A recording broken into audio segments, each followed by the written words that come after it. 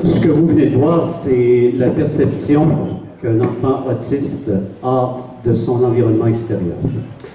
Bonsoir tout le monde, vous allez bien?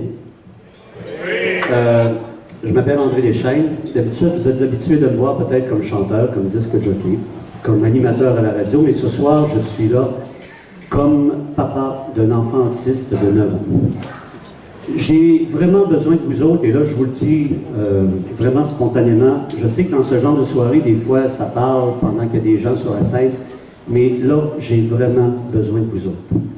Parce que je m'apprête à faire quelque chose que j'ai rarement fait dans ma vie, c'est-à-dire vous livrer un pan de ma vie personnelle en tant que père d'un enfant autiste. Je peux compter sur vous autres? Je vous remercie beaucoup. Si jamais je m'arrête de parler entre-temps, je vous demande de m'excuser parce que c'est la première fois de ma vie que je fais ça. C'est tout nouveau pour moi. Donc, je vais essayer de suivre ça, mais je vais y aller spontanément aussi. Puis j'ai des phrases clés à donner à mes amis à la technique, à Alex et Elisabeth, parce que j'ai des photos qui vont accompagner mon exposé. Alors, ce que vous avez vu, c'était la perception d'un enfant autiste. C'est sûr que nous, on ne sait pas trop comment ça se passe, mais on devine que c'est ça, c'est la perception, c'est l'hyper-perception sensorielle de ce qui se passe autour d'eux autres. Donc, je vous présente avec grande fierté celui que vous voyez sur les écrans actuellement. C'est notre fils, puis je vais parler au nous, parce que ma conjointe Josée Perron est dans la salle. Alors ça aussi, c'est un autre pan de ma vie que je ne parle pas souvent, mais Josée est ici ce soir. Et notre fils, ben, je suis fier de lui. Je suis content de vous parler de lui. C'est un exercice que je ne fais pas souvent. Je l'ai fait une fois à un moment donné pour cette revue-là, la revue MAG. À l'époque, François-Xavier était jeune, il était à la garderie. Mais là, ce soir, je vous en parle vraiment en détail. Donc, quand Louise Tremblay de la Fondation Jean-Lard m'a approché, elle m'a dit « André, ça te tenterait-tu de parler de ton fils, faire un témoignage? » J'ai dit « Oui. » Ben, elle dit « Je suis contente parce que tu n'en parles pas publiquement souvent. » Puis c'est vrai. C'est pas parce que je suis gêné, c'est pas parce que j'en ai honte, loin de là. Je suis fier de mon fils. Je suis fier du cheminement qu'il a fait. Puis comment on apprend à devenir parent d'un enfant autiste ou grand-parent d'un enfant autiste, parce que je ne suis pas tout seul à soir. Vous êtes nombreux qui êtes côtoyé l'autisme. Donc, chaque jour est toujours un jour de renouvellement. Chaque jour est riche de cet apprentissage-là. Donc, pour moi, qui était parent déjà de 2 filles d'une précédente union, l'arrivée d'un enfant autiste, ça a été quelque chose de nouveau. Donc, comme on a pu le voir tantôt dans la vidéo, leur perception extrasensorielle est différente. Ils perçoivent encore x10 ou x5, je ne sais pas trop, mais les sons, les images, c'est amplifié.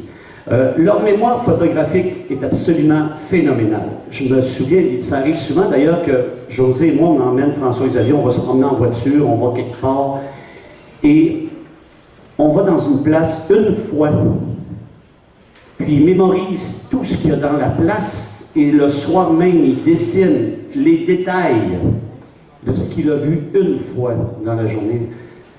Ça me sidère à chaque fois.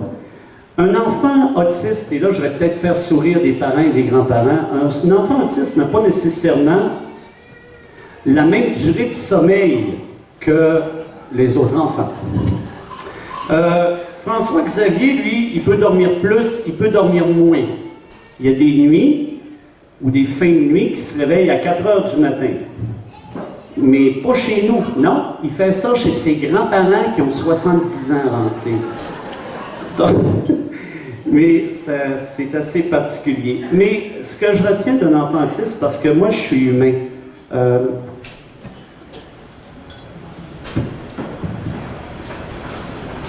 ce que je retiens d'un enfant autiste, parce que nous autres, des fois, les parents, puis je pense que vous êtes d'accord avec moi, des fois on vient en maudit, on vient fâché, on vient triste, on vient révolté de la vie. Moi je suis croyant, ok? Je ne suis pas un capoté sur la religion, mais je suis croyant.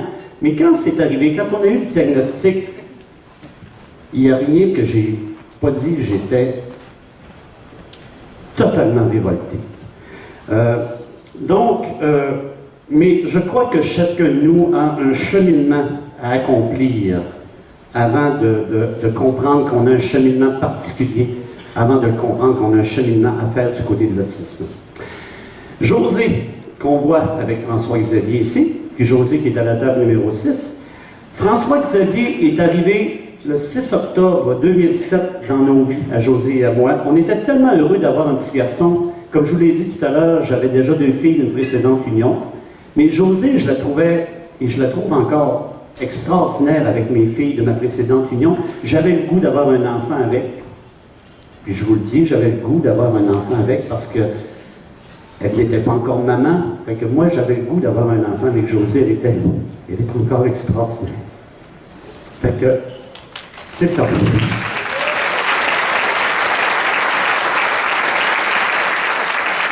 Donc, on apprenait à devenir une famille reconstituée, mais je vous dirais qu'on était déjà une famille en tant que telle, c'est reconstituée. Puis il y a un gars, là, moi j'avais eu 2 filles. Hey, un gars, là, ça bouge-tu après avoir 2 filles? Je capotais, j'en revenais pas. Mais on ne savait pas encore qu'il était, tu sais, je veux dire, mais même là, tu sais, je veux dire, on trouvait que ça bouge. Fait qu'un gars dans une maison, c'est pas comme une fille. Bien vite, on s'est rendu compte au fil du temps que François-Xavier, il y a quelque chose qui était bizarre. Il y avait le regard fuyant. Quand on y parlait, on se rendait compte qu'il ne nous regardait pas dans les yeux. Il regardait partout, mais sauf nous autres. J'ai dit à José, j'ai dit, pour moi, il nous entend mal, je ne sais pas. Fait que j'ai dit, fait que là, on a commencé à voir des docteurs, pas une foule, mais en tout cas, on a fait des tests. On est allé voir l'orthophoniste, pour voir si l'audiologiste aussi, le CLSC, pédiatre, docteur. Puis là, finalement, ils ont trouvé quelque chose. Hey, on était assez contents. Ils ont dit, votre fils, là, il a tellement fait d'otite, là, qu'il y a du liquide dans les oreilles. Il y a de la misère à vous entendre. Hey! On était dessus contents. Fait que là, on s'est rendu compte, on s'est rendu pour une chirurgie. Il s'est fait opérer. Donc là, on s'est dit, bon, ça va régler le problème. Après ça, on s'est rendu compte que François-Xavier n'était pas plus réceptif qu'il fallait. Il commençait à faire du flapping.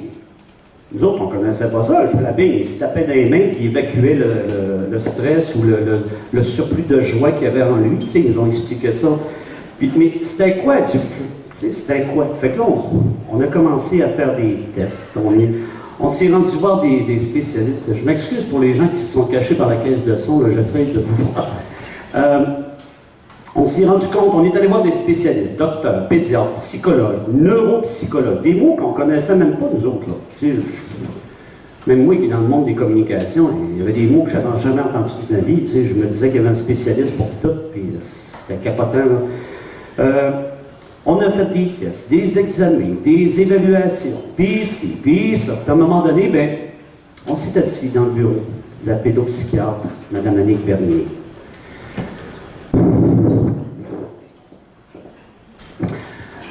Elle nous a appris que François-Xavier avait un TSA.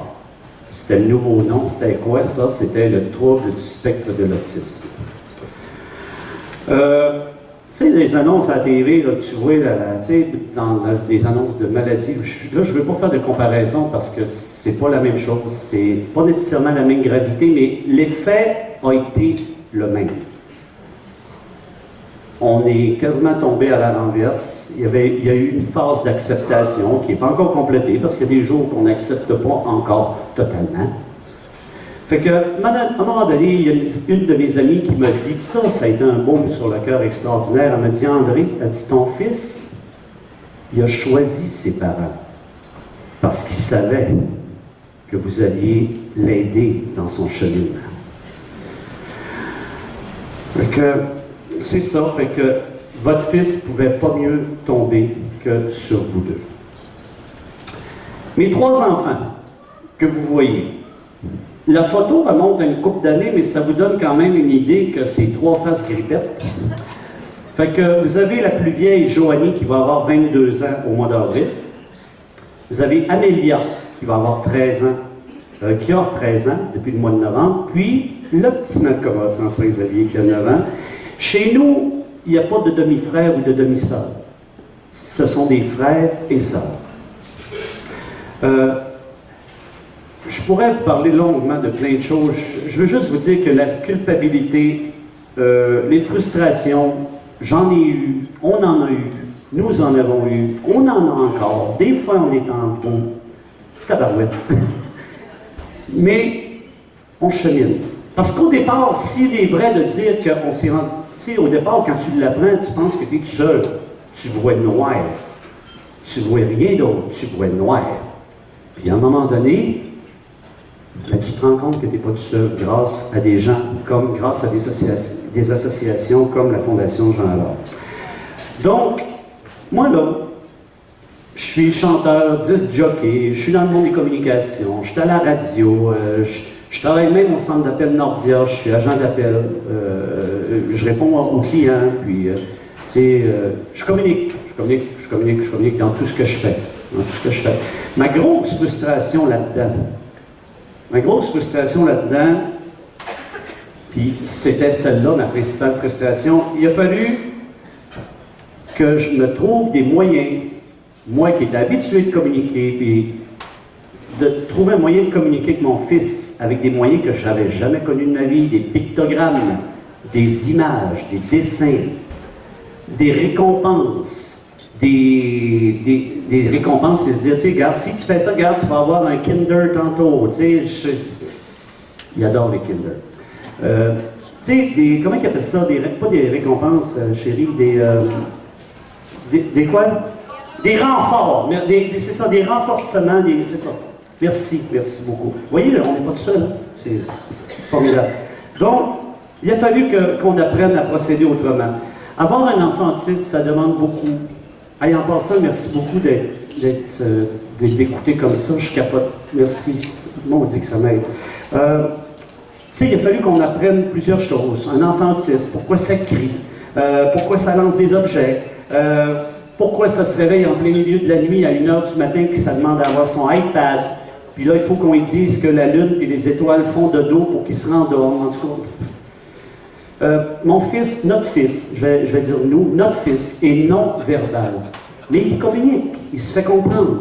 Imaginez le jour que notre fils est arrivé dans la cuisine en boitant.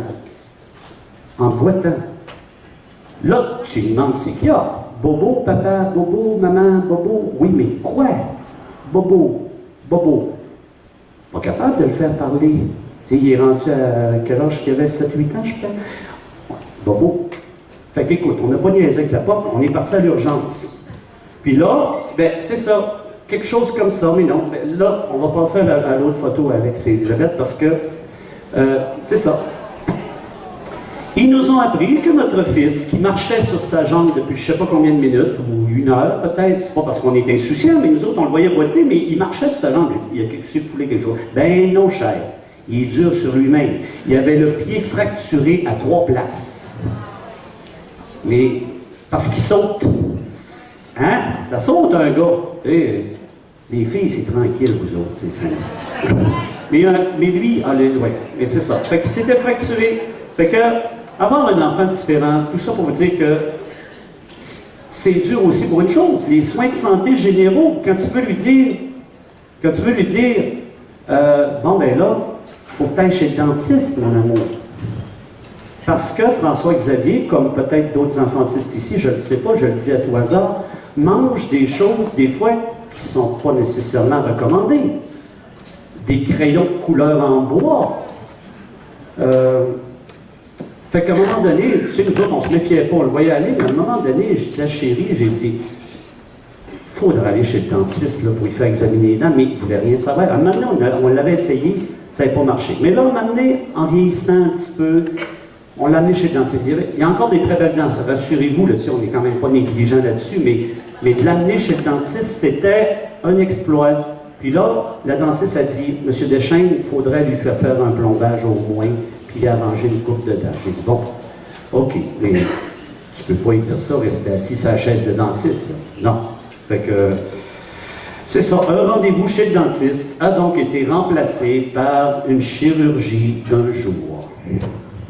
Puis ça, ben, c'était la journée où ce qui s'est fait arranger les dents, mais il a fallu une petite anesthésie. Donc j'en profite d'ailleurs, si vous la connaissez, parce que je sais qu'ici à Saguenay, on se connaît toutes là, vous direz merci de ma part, elle est une soie. Je lui ai dit merci, mais si vous la connaissez, dites-lui qu'André Deschênes et José Perron sont reconnaissants. La dentiste Annick Blackburn à Chicoutimi, dans l'édifice de la station de radio Kik FM, cette madame-là, c'est de l'or en bord. J'aimerais avoir un enfant différent, puis là je check mon temps parce que je me rends compte que j'aurais peut-être pas le temps de tout dire, mais avoir un enfant différent, ça peut être aussi des sources de conflits, de discussions. Des fois, un des deux parents a tendance à surprotéger un peu l'enfant. Faut se le dire, des fois, oui, c'est ça. Ça prend beaucoup de douceur et de patience. Chérie n'a pas plus de patience que moi, mais une chance que tu es là. Mais je suis patient aussi, mais vous autres, les femmes, et que vous êtes patientes. Je salue tous les cœurs de maman ce soir.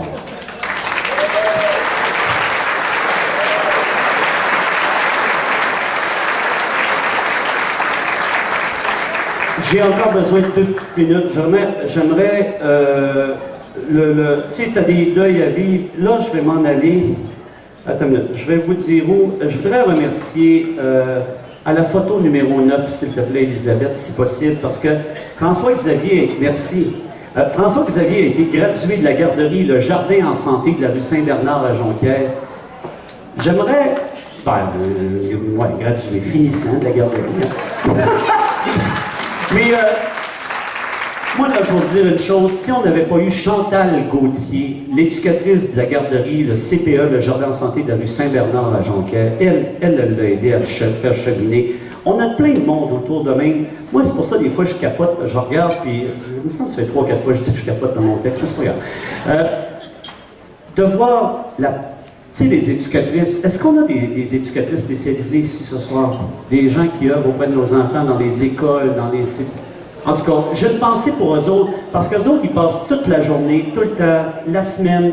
Puis Chantal Gauthier, avec 2 L, C-H-A-N-T-A-L-L. Elle a 2 L parce que c'est un ange, d'après moi. Fait que Chantal, merci. Le support du CRDI TED dans la région. Les gens qui travaillent là, qui sont venus à la maison, qu'on est allé rencontrer. Puis moi, je file mal un peu par rapport au fait que dans le monde de la santé, ils menacent de faire encore des coupures. Puis je trouve tellement que les ressources sont importantes, qu'on garde nos ressources pour nos enfants différents. Dites-leur, s'il vous plaît. Je salue également le personnel de toutes les écoles. Nous autres, c'est Jonquière, c'est l'école Saint-Jean-Baptiste. Mais je sais que Rive-du-Saguenay, au Pays des Bleuets, au Lac-Saint-Jean, Commission scolaire du Lac-Saint-Jean, l'école Le Roseau, vous avez des écoles, des ressources extraordinaires. Merci à tous ces enseignants-là. J'aimerais aller à la photo numéro 11, et je vais terminer avec, c'est un avant-fin en fait.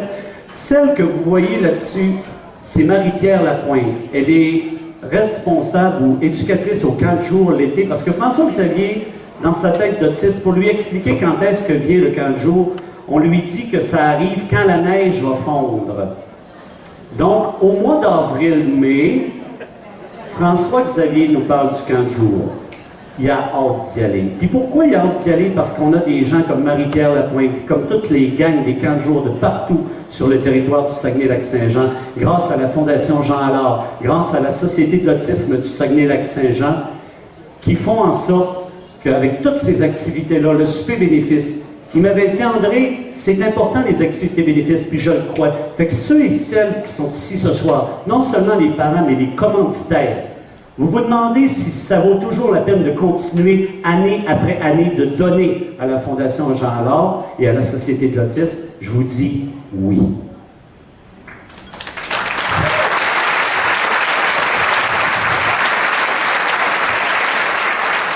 J'aimerais aller à la photo numéro 13. C'est mon dernière chose. Je vais vous laisser avec un petit quelque chose.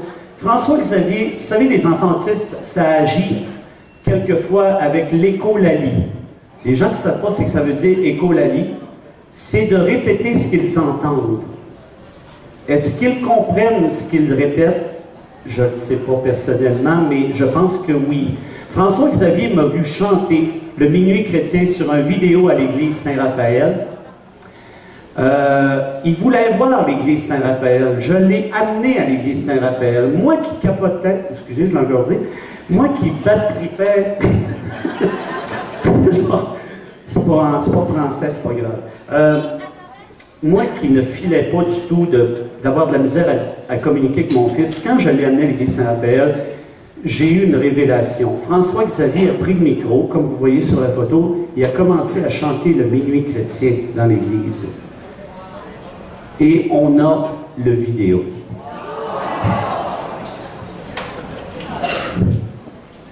Minuit chrétien, c'est la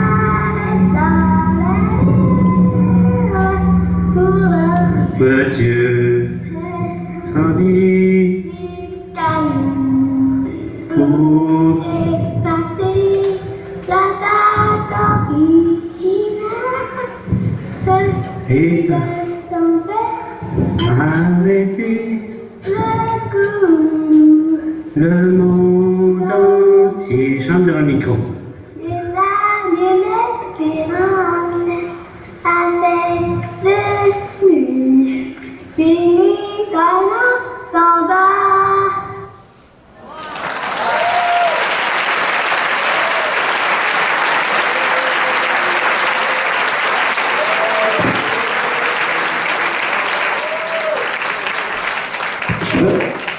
Je me suis dit à ce moment-là, en tout cas, si la musique peut aider à faire communiquer avec nos enfants, ce sera ça de prix. J'aimerais vous quitter et vous répéter ma fierté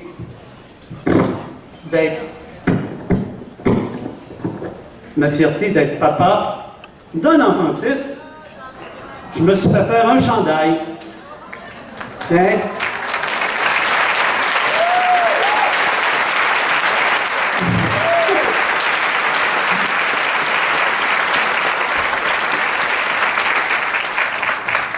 En terminant, ça c'est le mot magique, en terminant, permettez-moi de dire, excusez-moi d'avoir dépassé mon temps, on m'avait dit 13 minutes, mais j'ai une grande trappe, c'est que ça je le dise. Je capote. Je voudrais remercier sincèrement encore une fois les gens de la Fondation Jean Lard et de la Société de l'autisme de m'avoir demandé de témoigner. En toute humilité, je vous ai livré ce que José et moi, la famille, on vivait. Mais je remercie particulièrement la Fondation Jean Lard et la Société de l'autisme. Merci de faire ce que vous faites pour nous autres, pour les familles, les parents, les grands-parents, tous les gens qui vivent avec l'autisme au quotidien. Puis merci de faire ce que vous faites pour nous, les parents d'autistes, et pour les futurs parents d'autistes aussi. Merci infiniment. Merci de votre écoute, vous êtes extraordinaires. Merci.